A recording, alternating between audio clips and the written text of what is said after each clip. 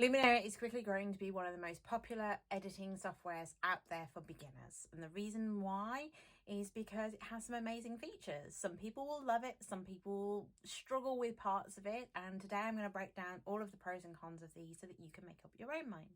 For me, there are 5 reasons why you will love Luminar. However, there is one that's kind of irritating. Let's kind of break these down and we'll go through them one by one.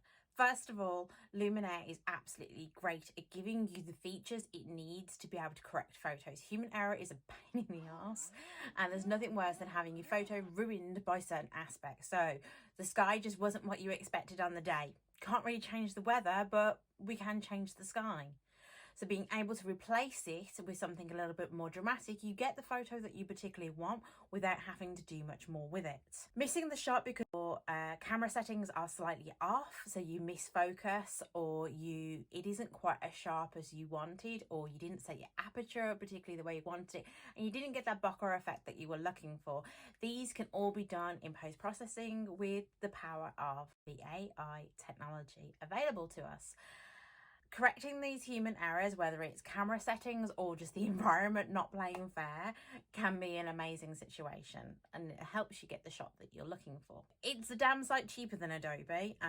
Overall, if you look at the general cost of these things, and especially if you're looking at lifetime deals, if you know that you're particularly going to want to work through this and this is the one for you, then Luminar is a damn sight cheaper, and there's not a lot we can really say much more about that. It's the world we live in. Now, the real question is quicker better? We know that obviously being able to do certain things within the Luminar AI technology allows us to do things by a click of a button, but can it do a good enough job?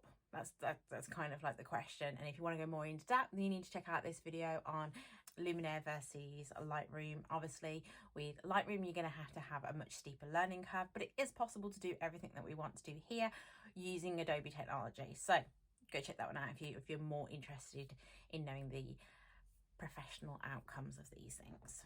However, most of you, Luminar will be absolutely fine. Okay, let's put it this way. Can you tell the difference? Then did you get it right? The biggest thing when it comes to Luminar is it does a lot of things for you, and it allows you to see things without having to learn the nitty-gritty and becoming really, really good at that particular skill to see the different outcomes out there. So whether you're adding realistic water reflections or dealing with relighting a scene, it allows you to do things without having to learn the ins and outs of every single in-depth Photoshop tutorial out there, and you can imagine. So you do save an incredible amount of time, and it does allow you to boost creativity by experimentation.